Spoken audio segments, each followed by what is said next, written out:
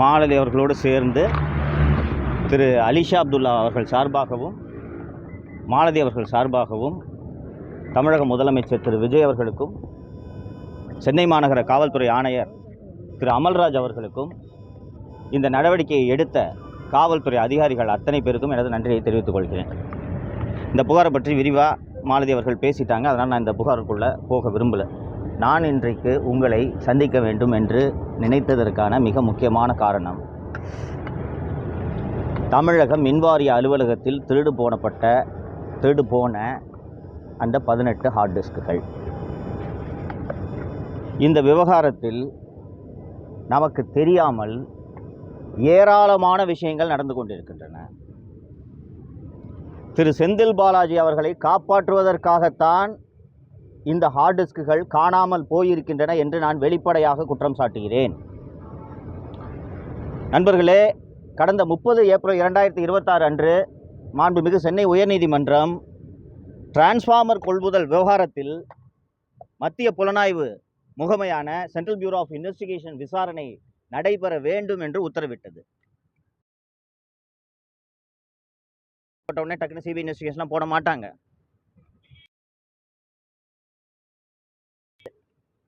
இது மாநில அரசு ஆகி ஒரு உத்தரவை போடுகிறார்கள்.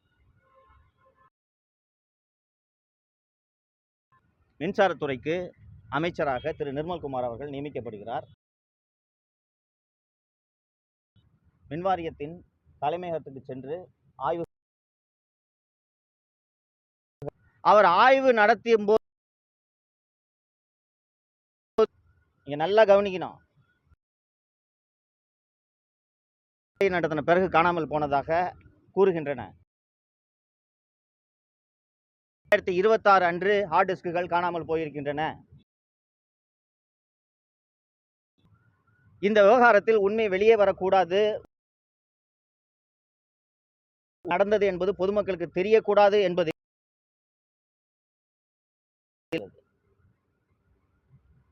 மே 20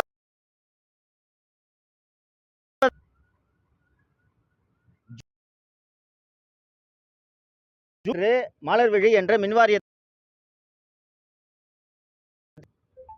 மே 20 முதல் ஜூன் நோக்கம் என்ன? சாதாரணமான விஷயமாக நீங்கள் எடுத்துக்கொள்ளக் கூடாது. உங்கள் பலருக்கு நினைவிருக்கும் என்று நினைக்கிறேன், குட்கா ஊழல் என்ற ஒரு மிகப்பெரிய ஊழல். அதில் முன்னாள் காவல்துறை டிஜிபிக்கள் திரு ஜார்ஜ், திரு டி கே ராஜேந்திரன், அப்போதைய சுகாதாரத்துறை அமைச்சர் திரு சி விஜயபாஸ்கர், வருமான வரித்துறையினர் நாங்கள் இந்த குட்கா கோடவுன்ல சோதனை நடத்தினப்போ இவ்வளவு பேர் மாதந்தோறும் குட்கா தயாரிப்பாளர்களிடம் இவ்வளவு பணம் வாங்கியிருக்கின்றனர் என்று எங்களிடம் ஆதாரம் கிடைத்திருக்கிறது. நீங்கள் இதன் மீது நடவடிக்கை எடுங்கள் கடிதம் அளித்தனர். அதற்கு பிறகு தலைமைச் செயலாளரான திருமதி கிரிஜா வைத்தியநாதன் அவர்கள் அப்படி ஒரு கடிதம் எங்களுக்கு வரவே இல்லை என்றார். செல்வி ஜெயலலிதா அவர்கள் இறந்த பிறகு போயஸ் தோட்டத்திலே நடைபெற்ற வருமான வரித்துறை சோதனையில் வருமான வரித்துறை தலைமைச் செயலாளருக்கு எழுதிய கடிதம் போயஸ் தோட்டத்திலிருந்து கைப்பற்றப்பட்டது என்பதை நீங்கள் மறந்துவிடக்கூடாது. தடயங்களும் ஆதாரங்களும் இப்படித்தான் அழிக்கப்படும். உங்கள் யாருக்கும் தெரியாத ஒரு விவகாரத்தை நான் சொல்கிறேன். முன்னாள் அமைச்சர் திரு செந்தில் பாலாஜி அவர்கள் மீது போக்குவரத்து கழகங்களில் ஓட்டுநர், நடத்துனர், mechanic, junior engineer, assistant engineer ஆகிய பல்வேறு பணியிடங்களுக்கு லஞ்சம் வாங்கி கொண்டு நியமனங்களை வழங்கினார் என்ற ஒரு வழக்கு நீண்ட காலமாக நிலுவையிலிருந்து பின்னாளில் அமலாக்கத்துறை அந்த வழக்கில் தான் அவரை கைது செய்து 1.5 ஆண்டுகள் சிறையில் வைத்திருந்தது என்பது உங்களுக்கு நினைவிருக்கும். இந்த வழக்கை திரு செந்தில் பாலாஜி அவர்கள் மீது பதிவு செய்தது சென்னை மாநகர காவல்துறை. இந்த வழக்கு பதிவு செய்யப்பட்ட ஆண்டு 2015. திரு செந்தில் பாலாஜி அவர்கள் அதிமுக, அமமுக ஆகிய கட்சிகள் எல்லாம் இருந்துவிட்டு திராவிட முன்னேற்ற கழகத்திலேயே போய் சேர்ந்து விட்டார். இந்த வழக்கின் விசாரணை 2021 திரு எடப்பாடி பழனிசாமி அவர்களின் ஆட்சி முடியும் தருவாயில்தான் வேகம் பிடிக்கிறது. அப்போதுதான் திரு செந்தில் பாலாஜி அவர்களுக்கு நாம் கைது செய்யப்படக்கூடும் என்ற எண்ணமே ஏற்படுகிறது.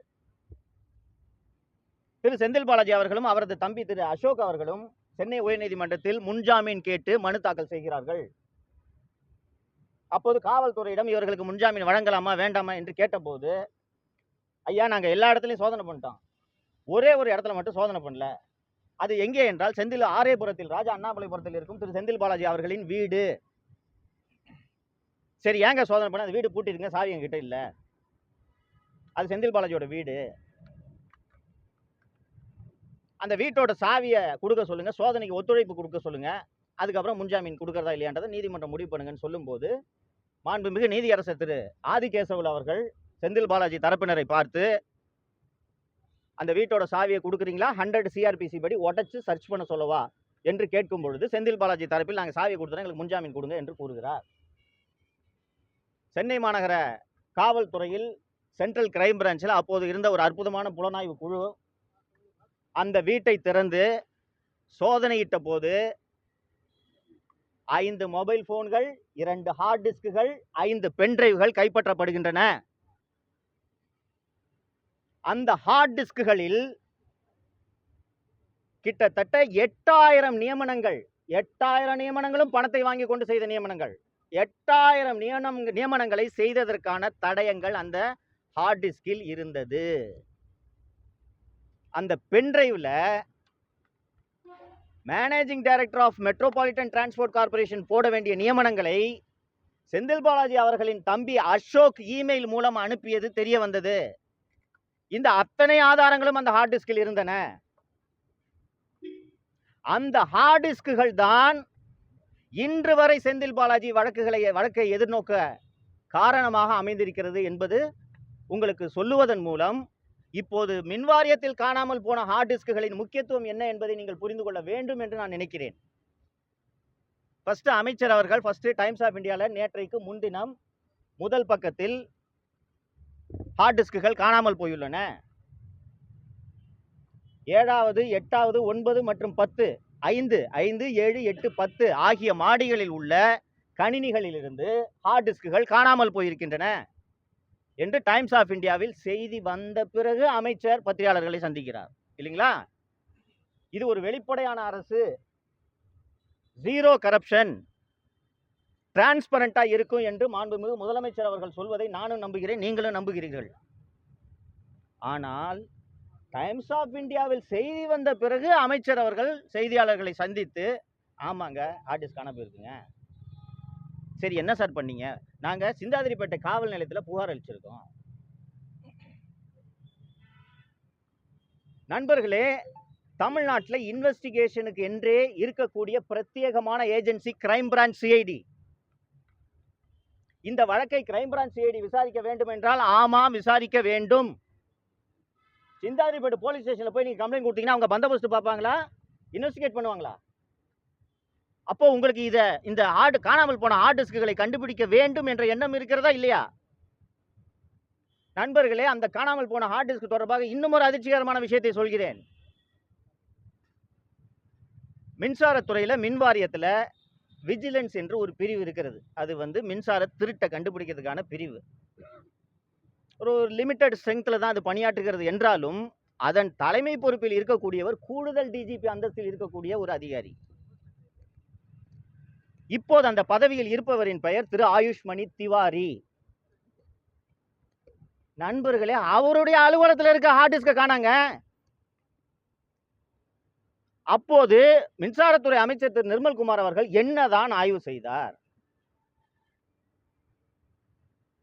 Sir, April 30 Madras high court division bench CBI investigation transformer கொள்முதல் சிபிஐ இன்வெஸ்டிகேஷன் போட்டிருக்குங்க.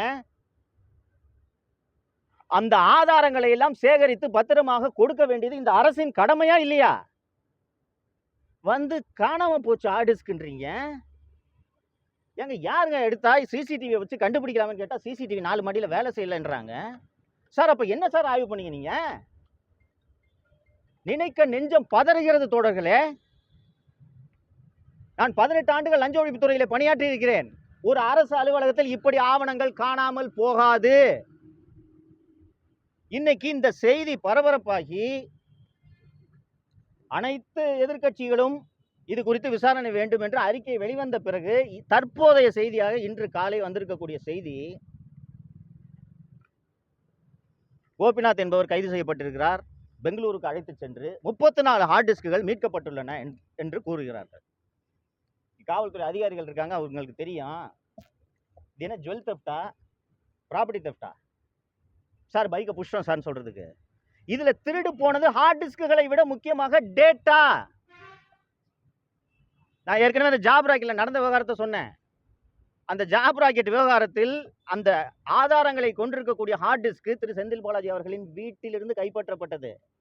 நான் சொல்றது கட்டுக்கதை அல்ல. இன்னும் நீதிமன்றத்தில் எங்கிருந்து அந்த ஹார்ட் டிஸ்கள் கைப்பற்றப்பட்டன என்பது அமலாக்கத்துறையின் வழக்கிலும் ஆதாரங்களாக இருக்கிறது, சிசிபியோட வழக்கிலும் ஆதாரங்களாக இருக்கிறது. இன்னைக்கு 34 ஹார்ட் டிஸ்கை கண்டுபிடிச்சோன்னு எங்களுக்கு ஒரு கதையை எங்களுக்கு சொல்றீங்களே. அந்த ஹார்ட் டிஸ்கில் என்ன ஜனநாயகன் படமா இருக்கு? உண்மையிலே ஜனநாயகன் படம் இருந்துச்சுன்னா, படம் இருக்கா, வேற என்ன இருக்குன்றது உங்களுக்கு எப்படி தெரியும்? இன்னொரு கூடுதலான தகவலை சொல்கிறேன். காணாமல் போக வேண்டியது அல்லது காணாமல் போக அடிக்க வேண்டும் என்று இவர்கள் நினைத்தது ஒரே ஒரு ஹார்ட் டிஸ்க், ஒரே ஒரு ஹார்ட் டிஸ்க்.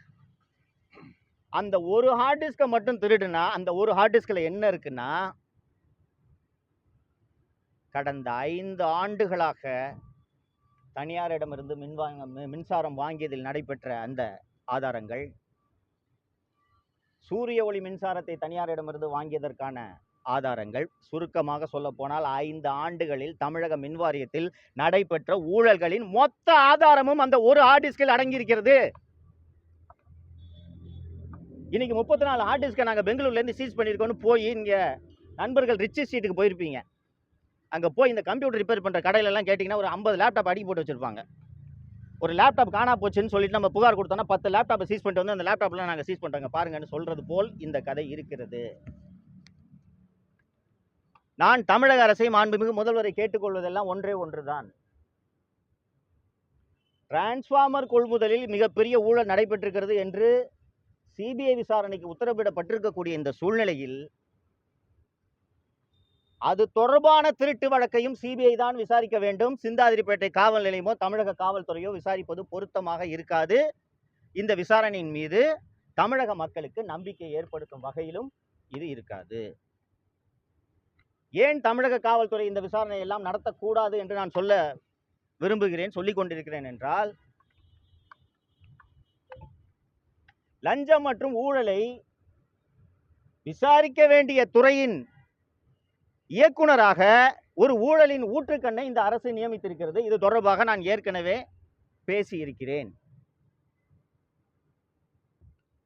செல்வி ஜெயலலிதா அவர்களின் அரசுக்கு எப்படி ஒரு சசிகலா இருந்தாரோ அதுபோல தமிழக முதலமைச்சர் திரு விஜய் அவர்களின் அரசாங்கத்துக்கு விகடனின் முன்னாள் ஆசிரியர் கலை என்கிற கலைச்செல்வன் இருக்கிறார் என்று நான் வெளிப்படையாக குற்றம் சுமத்துகிறேன். நான் பேசிக் கொண்டிருக்கக்கூடிய இந்த தருணத்திலே கலை அவர்கள் போயஸ் தோட்டத்திலே உள்ள ஆதவ அர்ஜுனாவின் அலுவலகத்தில் அமர்ந்த அதிகாரிகளை சந்தித்துக் கொண்டிருக்கிறார். செல்வி ஜெயலலிதா அவர்களின் அரசாங்கத்தில் ஒரு நல்ல விஷயம் என்னன்னா, சசிகலா செய்யும் தவறுகளை உளவுத்துறையின் மூலமாக கண்டறிந்து செல்வி ஜெயலலிதா அவர்களே நிவர்த்தி செய்வார்.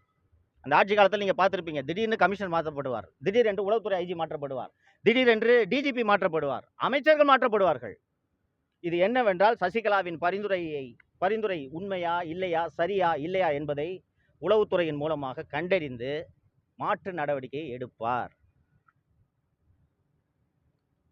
நான் தூய ஆட்சியை தருவேன், 1 ரூபாய் கூட யாரையும் திருட விட மாட்டேன், ஏற்கனவே திருடியவர்களை தண்டிக்காமல் விட மாட்டேன் என்று திரு முதலமைச்சர் விஜய் அவர்கள் சொன்னது எனக்கு உள்ளூர மகிழ்ச்சி அளித்தது. குறைந்தபட்சம் ஏற்கனவே திருடியவர்கள் மாட்ட வேண்டுமா இல்லையா? அப்படி அந்த திருடர்களை பிடிக்க வேண்டிய ஒரு துறையின் இயக்குனராக ஊழலின் ஊற்றுக்கண்ணாக இருக்கக்கூடிய திரு அருண் அவர்களை கலைச்செல்வன் அவர்களின் பரிந்துரையில் தான் இந்த அரசு நியமித்தது. ஏன் திரு அருண் அவர்கள் அந்த பதவியில் தொடரக்கூடாது என்பதற்கான மேலும் சில காரணங்களை அடுக்குகிறேன். நண்பர்களே, நான் லஞ்ச ஒழிப்பு துறையில் 18 ஆண்டுகள் பணியாற்றியவன் என்பது உங்கள் எல்லோருக்குமே தெரியும். ஆலந்தூரிலே உள்ள லஞ்ச ஒழிப்புத்துறை இயக்குனரின் அலுவலகம் இருக்கக்கூடிய அந்த மாடியிலேயே லஞ்ச ஒழிப்புத்துறையின் ரகசிய பிரிவும் இயங்குகிறது. ரகசிய பிரிவு என்றால் தமிழகம் முழுக்க ஊழல் தொடர்பான அந்த கோப்புகளை எல்லாம் பரிசீலனை செய்து ஆய்வு செய்யும் பிரிவு. ஒரு 40-50 பேர் அங்கே பணியாற்றுவார்கள். ஒரு பெரிய ஹாலு. இந்த எண்டில் கான்ஃபரன்ஷியல் பிரான்ச் இருக்கும், இந்த எண்டில் டைரக்டர் ரூம் இருக்கும். இங்கேருந்து பார்த்தீங்கன்னா அந்த எண்டு தெரியும். நான் ஏற்கனவே சொன்னேன், லஞ்ச ஒழிப்புத்துறைக்கு சம்பந்தமே இல்லாத, லஞ்ச ஒழிப்புத்துறையோட அந்த பணியாளர் பட்டியலில் இல்லாத ஐயப்பன் என்பவரை திரு அருண் அவர்கள் அழைத்து கொண்டு லஞ்ச ஒழிப்புத்துறைக்கு வந்திருக்கிறார் என்பதை நான் ஏற்கனவே சொன்னேன். இதுபோக சென்னை மாநகர காவல்துறையில் பணியாற்றக்கூடிய 20 காவலர்களை எதற்கென்றே தெரியாமல் திரு அருண் அவர்கள் அழைத்து அவரது அறைக்கு எதிரே இருக்கக்கூடிய இணை இயக்குனரின் அலுவலகத்தை காலி செய்துவிட்டு அங்கே அவர்களை அமர வைத்திருக்கிறார் என்று நான் ஏற்கனவே சொன்னேன். இப்போது அந்த இயக்குனர் அலுவலகத்தை வெளியில் இருந்து பார்த்தால் யார் வருகிறார்கள், யார் போகிறார்கள் என்பது தெரியாத வகையில் ஒரு தடுப்பு எழுப்பப்பட்டுள்ளது. லஞ்ச ஒழிப்புத்துறை இயக்குனர் என்பவர் ஒரு additional DGP, is a public servant, is an officer. அவரை யார் பார்க்க வராங்கன்றதை தெரிஞ்சா என்னங்க, இதுல ரகசியம் எதற்கு இருக்கு, என்ன இருக்குது? ஆனால் திரு அருண் அவர்கள் ஏன் இந்த தடுப்பை எழுப்பினார்? ஏன் லஞ்ச ஒழிப்புத்துறைக்கு சம்பந்தம் இல்லாத ஐயப்பனை வைத்திருக்கிறார்? ஏன் லஞ்ச ஒழிப்புத்துறைக்கு சம்பந்தம் இல்லாத சென்னை மாநகர காவல்துறையின் 20 காவலர்களை அங்கே இப்போதும் வைத்திருக்கிறார் என்பதற்கான காரணம் தெரிந்துவிட்டது. நண்பர்களே, கடந்த அக்டோபர் 2025 முதல் அமலாக்கத்துறை 4 கடிதங்களை தமிழக டிஜிபிக்கு அனுப்பியிருக்கிறது. அந்த 4 கடிதங்களுமே முன்னாள் அமைச்சர் மற்றும் எனது அருமை நண்பர் திரு KN நேரு அவர்கள் செய்த பல 1000 கோடி ஊழல்கள் தொடர்பான ஆதாரங்களை அமலாக்கத்துறை பேட்சாக அனுப்பினார்கள். முனிசிபல் அட்மினிஸ்ட்ரேஷன் டிபார்ட்மெண்ட்ல டிரான்ஸ்ஃபர் அண்ட் போஸ்டிங் கரப்ஷன் மட்டும் ஒரு பேட்ச், முனிசிபல் அட்மினிஸ்ட்ரேஷன் டிபார்ட்மெண்ட்ல நடந்த ரெக்ரூட்மெண்ட் ஒரு பேட்ச், முனிசிபல் அட்மினிஸ்ட்ரேஷன் டிபார்ட்மெண்ட்ல நடந்த சாக்கடை போடுவது முதல் கட்டுமானம் வரையிலான ஊழல் தொடர்பான ஆவணங்கள் ஒரு பேட்ச். இந்த ஆதாரங்கள் எல்லாத்தையும் அந்த வாட்ஸ்அப் சாட் இதெல்லாம் ஊடகங்கள் செய்திகளாக வந்திருக்கிறது, நீங்கள் பார்த்திருப்பீர்கள். இந்த ஆதாரங்கள் கிட்டத்தட்ட அது சில 1000 பக்கங்கள் இருக்கும். இந்த ஆதாரங்களை எல்லாம் அமலாக்கத்துறை தமிழக டிஜிபிக்கு அனுப்பி நீங்கள் இதில் ஒரு விசாரணை உத்தரவிடுங்கள்,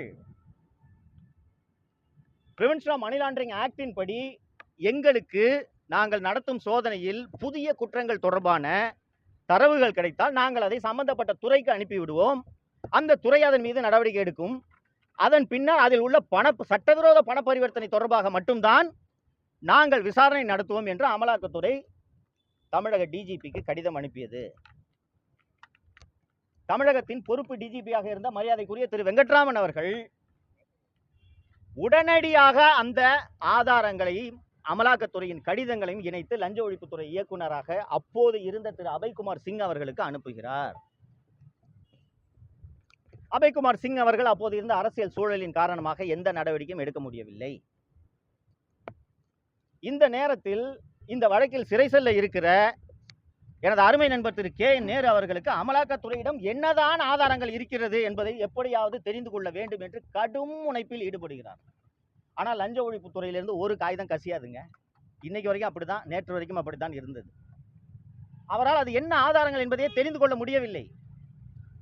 ஏனென்றால் என்ன ஆதாரங்கள் அவர்கள் இன்வெஸ்டிகேட்டிங் ஏஜென்சி கையில் இருக்குன்னு தெரிஞ்சாதான் KN நேரு அவர்கள் தன்னுடைய வழக்கறிஞர்களிடம் விவாதித்து அதற்கான டிஃபென்ஸை பில்டு பண்ண முடியும். திரு அருண் அவர்கள் அமலாக்கத்துறை அனுப்பியிருந்த அந்த ஆயிரக்கணக்கான பக்கங்கள் கொண்ட ஆதாரங்களை மொத்தமாக ஒரு நகல் எடுத்து KN நேரு அவர்களிடம் ஒப்படைத்திருக்கிறார் என்று எனக்கு லஞ்ச ஒழிப்புத்துறையிலிருந்து தகவல் வந்திருக்கிறது.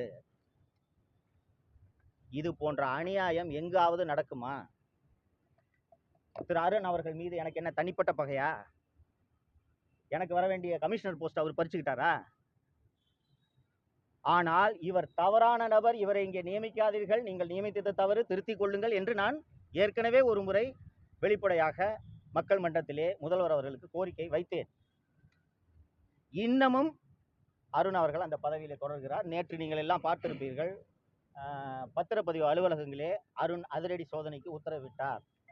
லட்சக்கணக்கில் பணம் கைப்பற்றப்பட்டது என்று. நண்பர்களே, ஒரு விஷயத்தை புரிந்து கொள்ளுங்கள். கொஞ்சம் ஆஃப் பண்ணுங்க. நண்பர்களே, ஒரு விஷயத்தை புரிந்து கொள்ளுங்கள். நான் லஞ்ச ஒழிப்புத்துறையிலே பணியில் சேர்ந்தது 1991ஆம் ஆண்டு. லஞ்ச ஒழிப்புத்துறையோட வேலையே இந்த மாதிரி சர்ப்ரைஸ் செக் பண்ணுறது தான். சப் ரிஜிஸ்ட்ரார் ஆஃபீஸ் மட்டும் இல்லை, ஆர்டிஓ ஆஃபீஸ்க்கு போவான், தாலுகா ஆஃபீஸ்க்கு நான் போயிருக்கிறேன். விருகம்பாக்கம் சப் ரிஜிஸ்டருக்கு நான் போயிருக்கிறேன். ஆர்டிஓ ஆஃபீஸு இது அந்த மாதிரி பணப்புழக்கம் அதிகம், லஞ்சம் அதிகம் புழங்கக்கூடிய அலுவலகங்களுக்கு செல்வது என்பது அதுதான் பணி. இப்போது ஏன் திடீரென்று பத்திரப்பதிவுத்துறை மீது குறிவைத்து இப்படி ஒரு அதிரடி சோதனைகளை திரு அருண் அவர்கள் நடத்த உத்தரவிட்டிருக்கிறார் என்றால், முதல்வர் அவர்கள் பார்த்துவிட்டு, ஆகா, இப்படி ஒரு மாணிக்கத்தை நாம் தேர்ந்தெடுத்து லஞ்ச ஒழிப்புத்துறைக்கு நியமித்திருக்கிறோமே என்று இவரை இந்த பணியிலே தொடர அனுமதிக்க வேண்டும் என்பதற்காகத்தான் நான் மீண்டும் ஒரு முறை முதல்வர் அவர்களிடம் வேண்டி கேட்டுக்கொள்கிறேன். ஜெயலலிதாவின் சசிகலாவாக தாவேக ஆட்சிக்கு கலைச்செல்வன் உருவாகி இருக்கிறார். நீங்கள் தூயாட்சி நடத்த வேண்டும் என்ற நோக்கத்தில் தான் நீங்கள் சினிமாவை விட்டுவிட்டு அரசியலுக்கு வந்தீர்கள் என்பதை மறந்துவிடக் கூடாது. நான் ஏற்கனவே ஒரு நேர்காணலில் குறிப்பிட்டது போல, மக்கள் உங்களுக்கு சும்மா வாக்களிக்கவில்லை, பேரன்போடு வாக்களித்திருக்கிறார்கள். தேர்தலுக்கு பிறகு ஒவ்வொருவரிடம் ஏன் இப்படி நீங்கள் விசிலுக்கு வாக்களித்தீர்கள் என்று கேட்டால், சார் இவங்க 2 பேரும் திருடுறாங்க சார், இந்த நம்பிக்கையில் தான் உங்களுக்கு வாக்களித்திருக்கிறார்கள். அப்போது உங்கள் ஆட்சியிலேயே முதல் கோணல் முற்றும் கோணல் என்று என்ன வைப்பது போல இப்படி ஒரு பிழை நடந்திருப்பதை நான் மட்டும் சுட்டிக்காட்டவில்லை, ஊர் உலகமே சுட்டிக்காட்டுகிறது. இதை நீங்கள் சரி செய்யாவிட்டால் இந்த சறுக்கல்கள் இந்த ஆட்சியில் தொடரும்.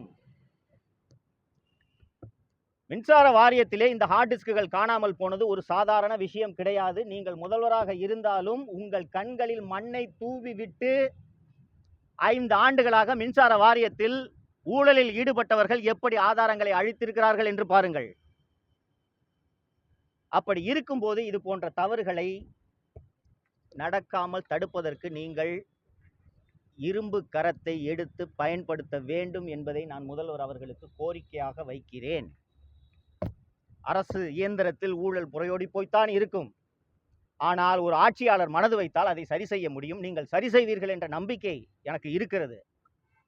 உங்களோடு பணியாற்றக்கூடிய அதிகாரிகள் உங்களுக்கு இந்த உண்மைகளை சொல்லாமல் போகலாம். சொல்லியிருக்கிறார்களா இல்லையா என்பது எனக்கு தெரியவில்லை. சொல்லியிருந்தார்கள் என்றால், மின்சாரம் என்னைக்கு டிரான்ஸ்ஃபார்மர் ஊழலில் சென்னை உயர்நீதிமன்றம் சிபிஐக்கு விசாரணைக்கு உத்தரவிட்டதோ அன்று மாலையே அன்னைக்கு அந்த அலுவலகத்தில் ஆர்ம்டு கார்டு போட்டிருக்கணும். ஏப்ரல் 30 அன்னைக்கு நீங்கள் போடலனாலும் நீங்கள் சார்ஜ் எடுத்தோன்னே போட்டிருக்கணும். ஏனென்றால் நடைபெற்ற ஊழலுக்கான ஆதாரங்கள் அத்தனையும் அந்த NPKRR மாளிகை, நடிப்பிசை புலவர் KR ராமசாமி மாளிகையில் தான் இருக்கிறது. அந்த மாளிகையோட 2 வாசலையும் ஆர்ம்டு கார்டு போட்டு ஒருத்தர் உள்ள நுழைய விடாமல் நீங்கள் தடுத்திருக்க வேண்டும். சார், ஒரு அடிஷனல் டிஜிபி விஜிலன்ஸோட ஆஃபீஸில் ஹார்ட் டிஸ்க் திருடுவது போகுதுன்னா உங்கள் ஆட்சிக்கான அவமானம் இது. முதல்வர் சரி செய்வார் என்று நம்புகிறேன். திமுக ஆட்சியில் தொடர்ந்து ஒரு பெண் பத்திரிகையாளராக நான் திமுக ஆட்சி மேலே விமர்சனங்களை வச்சேன் அப்படின்ற காரணத்தால் இந்த திருச்சி சூர்யா, முக்தார், அதுக்கப்புறமா நக்கீரன் பிரகாஷ் இது போன்ற திமுகவோட ஏஜென்ட்டுகள் தொடர்ந்து என்ன ஆபாச தாக்குதல்கள் நடத்தினாங்க. அது மட்டும் இல்லாமல் HIV இருக்குது அப்படின்னு சொல்லிட்டு பொய்யான தகவல்களை யூடியூப்பில் பேசினாங்க. கடந்த ஆட்சியில் கண்டிப்பாக உங்களுக்கு எல்லாருக்குமே தெரியும், முதலமைச்சர்கிட்ட நம்ம சொன்ன கோரிக்கைகள் போய் சேர்ந்துச்சானே தெரில. அதனால இன்னைக்கு அலிஷாவுடைய புகாருக்கு திருச்சி சூர்யா அவர்கள் கைது செய்யப்பட்டிருக்காரு. தாவேக ஆட்சியில் முதலமைச்சர் திரு விஜய் அவர்கள் கைது நடவடிக்கை மேற்கொண்டிருக்காரு. அதனால எனக்கும் நீதி கிடைக்கும் அப்படின்னு சொல்லிட்டு திருச்சி சூர்யா மேலே புகார் கொடுத்துருக்கேன். அதாவது பெண்கள் மேலே ஆபாச தாக்குதல் நடத்துறது அப்படிங்கிறது கருத்து சுதந்திரம் அப்படின்னு எந்த சட்டமும் சொல்லலைங்க. இதே முதலமைச்சராக இருந்தாங்க இல்லையா MK ஸ்டாலின் அவர்கள், அவங்க குடும்பத்து பெண்கள் பேசுனா இதை கருத்து சுதந்திரம்னு சொல்லிட்டு திமுக ஈகோ சிஸ்டம் சொல்லுமா? ஆனால் இன்னைக்கு சொல்கிறாங்க கருத்து சுதந்திரத்துக்கு மேலே தாக்குதல் அப்படின்ட்டு. இதை நான் மக்கள்கிட்டே விட்டுடுறேன். இதே மாதிரி இந்த பெண் மீது நடக்கிற ஆபாச தாக்குதல்லாம் கருத்து சுதந்திரம் அப்படின்னு சொல்லிட்டு அவங்க சப்போர்ட் பண்ணிக்கிட்டு இருந்தாங்கன்னா ஏற்கனவே திமுக ஆட்சி அம்பலப்பட்டிருக்கு, அப்புறப்படுத்தப்பட்டிருக்கு. மீண்டும் மீண்டும் அவங்க மக்கள் மத்தியில் அந்நியப்பட்டுக்கிட்டு தான் இருப்பாங்க. क्वेश्चंस இருக்கா? இப்போ அண்ணாமலை மேலே வந்து நீங்களே நிறைய அலிகேஷன்ஸ் வச்சுருக்கீங்க. இந்த மாதிரி பெங்களூரில் நிறைய இடம் வாங்கிட்டாரு அப்படின்னு சொல்லிட்டு இப்போ வந்துட்டு அவர் புதிய கட்சி தொடங்க போகிறாரு. மேலிடம் வந்து அவருக்கு மேலே ப்ரெஷர் தொடங்கத்தான் போகிறார். தொடங்கட்டும், என்ன நடக்கிறது என்று பார்ப்போம். இதே டைமில் வந்து அவர் இது லைவ் போடுறேன் அவர் தொடங்க போகிறார், அதில் ஒன்றும் சந்தேகம் வேண்டாம். அவர் தொடங்க போகிறார், தொடங்கட்டும், வாழ்த்துக்கள். அலிகேஷன் சொன்னதான், அதில் இன்றைக்கும் நான் பின்வாங்கலை. தொடங்கட்டும், அவர் எனது நண்பர், நெருக்கடியான நேரங்களில் எல்லாம் எனக்காக குரல் கொடுத்தவர் அவர். அதனால் அவரோட புதிய முயற்சிக்கு வாழ்த்துக்களை தெரிவித்து உங்களோட குற்றச்சாட்டு வந்து திமுகவை காப்பாற்ற டிவிக்கே நினைக்கிறதுன்னு சொல்லுவீங்களா? அந்த ஆர்டிஸ்ட் சுற்றி அதான் சொல்லியிருக்கேன். புரியல உங்களுக்கு? ஸ்ட்ரைட்டாக சொல்லுங்கள். இல்லை, நான் டீட்டெயிலாக சொல்லிட்டேன். நான் அதை இல்லை நண்பரே, திமுக ஆட்சியில் ஒரு மிகப்பெரிய ஊழல் நடந்திருக்கிறது என்று நீதிமன்றங்கள் சொல்லியிருக்கின்றன, நானும் சொல்லியிருக்கிறேன், நீங்களும் சொல்லியிருக்கிறீர்கள், ஊடகங்கள் அத்தனையும் சொல்லியிருக்கின்றன. அந்த ஆதாரங்கள் முதல்வர் திரு விஜய் அவர்களின் ஆட்சியில் காணாமல் போகிறது என்றால் இதை எப்படி புரிந்து கொள்வது?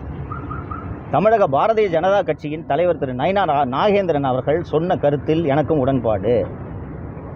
கடந்த கால திமுக ஆட்சியில் நடைபெற்ற ஊழல்களில் ஈடுபட்டவர்களை காப்பாற்றும் முயற்சி இந்த ஆட்சியில் நடக்கிறதோ என்ற சந்தேகம் எழுகிறதுன்னு திரு நயினா நாகேந்திரன் அவர்கள் சொல்லியிருக்கிறார்.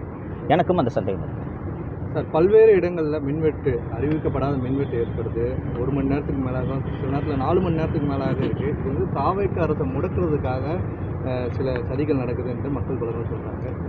சார், நேற்றைக்கு செய்தியாளர்களை சந்தித்த மின்சாரத்துறை அமைச்சர் திரு நிர்மல்குமார் அவர்கள் அரசாங்கத்தை யாரும் மிரட்ட முடியாது, அரசு இயந்திரம் அப்படி பயப்படக்கூடியதல்ல, எங்களையெல்லாம் யாரும் மிரட்ட முடியாதுன்னு சொல்லியிருக்காரு. அப்படி இருக்கும்போது எப்படி திமுகவை சேர்ந்தவர்கள் மின்வெட்டுக்கு காரணமாக இருக்க முடியும்? புதிய ஆட்சி கொஞ்சம் அவகாசம் கொடுப்போம். மின்வெட்டு கோடை காலத்தில் அதிக கன்சம்ஷன் காரணமாக மின் தேவை அதிகம் இருப்பதால் ஆங்காங்கே மின்வெட்டு ஏற்படுவது இயல்பு. அதுக்காக நான் அதை சரின்னு சொல்லலை. அதை போர்க்கால அடிப்படையில் சரி செய்வதற்கான நடவடிக்கைகளை திரு நிர்மல்குமார் அமைச்சர் அவர்கள் மேற்கொள்ள வேண்டும்ன்றதான் இந்த நேரத்தில் கோரிக்கையை வைத்துக்கொள்ள விரும்புகிறேன். கூடுதலாக திரு நிர்மல்குமார் அவர்கள் 26/5/2026 அன்று செய்தியாளர்களை சந்தித்த போது மின்சார வாரியத்தில் சில கருப்பு ஆடுகள் இருக்கின்றன அப்படின்னு சொல்லியிருந்தார். உங்களுக்கு நினைவு இருக்குன்னு நினைக்கிறேன். கருப்பு ஆடுகள் இருக்கின்றனன்னு தெரிஞ்சவர் அந்த கருப்பு ஆடுகள் ஆவணத்தையும் ஆர்டிஸ்கையும் திருடுன்றது யோசிக்க வேணாமா? அப்போ எவ்வளவு பாதுகாப்பை ஏற்பாடு செய்திருக்க வேண்டும்? அப்படித்தான் இதை புரிந்து கொள்ள வேண்டியிருக்கிறது. அதாவது விஷயத்தோட தீவிரத்தன்மை அமைச்சர் அவர்களுக்கு புரியவில்லையோ என்று எனக்கு தோன்றுகிறது. உங்களுக்கு ஆயிரக்கணக்கான கோடி ஊழல் நண்பரே. இந்த மற்ற துறை போல மின்சாரத்துறை இல்லை. இந்த மின்சாரத்தை ஒரு யூனிட்டு நார்மலாக இப்போ நம்ம வந்து 6 ரூபாயோ 7 ரூபாயோ ஒரு யூனிட்டுக்கு கட்டுறோம்னு நினைக்கிறேன், எக்ஸாக்டாக எனக்கு தெரியல. ஒரு யூனிட்டு 15 ரூபா 18 ரூபா கொடுத்து மின்சார வாரியம் தமிழக அரசுக்காக வாங்குகிறதுனா எத்தனை ஆயிரம் யூனிட்டுகளை வாங்குகிறோம்? எவ்வளவு கொள்முதல் நடக்கும்? நிலக்கரி இறக்குமதி இருக்கிறது, சூரிய ஒளி மின்சாரம் இருக்கிறது, எத்தனை ஆயிரம் கோடி அதில் இன்வால்வ்ன்றதை கொஞ்சம் யோசிச்சு பாருங்க. அப்போ அதில் ஊழல் நடைபெற்றிருக்கிறது என்று மீண்டும் மீண்டும் கூறும் அமைச்சர் அந்த ஆதாரங்களை பாதுகாக்கத்தானே சார் முதல்ல நடவடிக்கை எடுக்கணும். கருப்பாடு இருக்குன்னு நீங்கள் தான் சொல்கிறீங்க. அப்போ அந்த கருப்பாடை பிடிக்கிறதுக்கு தானேங்க உடனே நடவடிக்கை எடுத்துக்கணும். ஒரு அலுவலகத்தில் சிசிடிவி இருக்கா இல்லையான்றதே தெரியாமல் நீங்கள் என்ன ஆய்வு சார் பண்ணுறீங்க? வருத்தமாக இருக்குங்க. சரிங்களா, நன்றி. பேசும்பொழுது என்ன சொல்லியிருந்தாருன்னா, எஃபிஷியன்ட்டான போலீஸ் ஆஃபீஸரை நியமனம் பண்ணியிருக்காங்க. உண்மையிலே எஃபிஷியன்ட்டான போலீஸ் ஆஃபீஸர் தானே? பெரும்பாலான அதிகாரிகள் அற்புதமான அதிகாரிகளாக இருக்கிறார். உண்மையிலே மகிழ்ச்சியாக இருக்கிறது. நான் சொன்ன அந்த ஒரு கருப்பாடை தவிர பெரும்பாலான ஏறக்குறைய எல்லா அதிகாரிகளும், பெரும்பாலானட்டு இல்லை, எல்லா அதிகாரிகளும். உங்களுக்கு எல்லை பாதுகாப்பு படையில் பணியாற்றிக்கிட்டு இருந்த ஒருத்தரை எதற்காக அழைத்து வர வேண்டும்? இல்லைங்களா? அங்கே தமிழ்நாட்டில் இல்லையா? பேனலில் 3 பேரை அப்ரூவ் பண்ணி அனுப்புகிறாங்க. எனக்கு டெல்லியிலே மத்திய பணியிலே எல்லை பாதுகாப்பு படையில் இருக்கும் அதிகாரி தான் வேண்டும் என்று ஏன் தேர்ந்தெடுக்கிறார்? நல்ல அதிகாரி.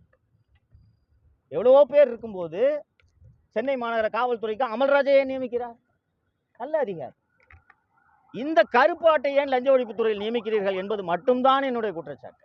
மற்ற தேர்வுகள்லாம் பெரும்பாலும் நன்றாக. நன்றிங்க.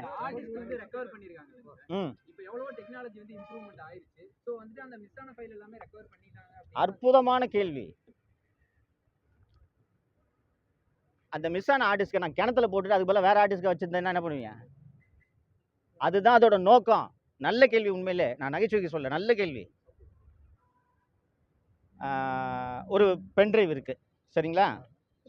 சோனி பென்ட்ரைவ் 18 GB சரியா, 16 GB. அந்த பென்ட்ரைவில் முக்கியமான டேட்டா இருக்குது. அதை அழிச்சிருந்தாலும் பென்ட்ரைவ்லேருந்து ரெக்கவரி பண்ண முடியும், பார்ஷியலாக ரெக்கவரி பண்ண முடியும். நான் அந்த பென்ட்ரைவை தூக்கி கிணத்துல வீசிட்டு 4 சோனி பென்ட்ரைவ் வச்சுருந்தா எதை ரெக்கவரி பண்ணுங்க? அதான் அதோட நோக்கம், புரிஞ்சுக்குங்க. இது என்னங்க லாஜிக்? 18 ஆர்டிஸ்ட் தான் காண போயிருக்குன்னு மந்திரி சொல்றாரு, ரைட்டா? இவங்க போய் 34 ஆர்டிஸ்ட் சீஸ் பண்ணாங்கன்னா இது என்ன கணக்கு இது? அதில் ஜனநாயகன் படம் இருக்கும், பார்த்துட்டு நல்லா இருக்கா நல்லா இல்லையான்னு ரிவ்யூ போடுங்க.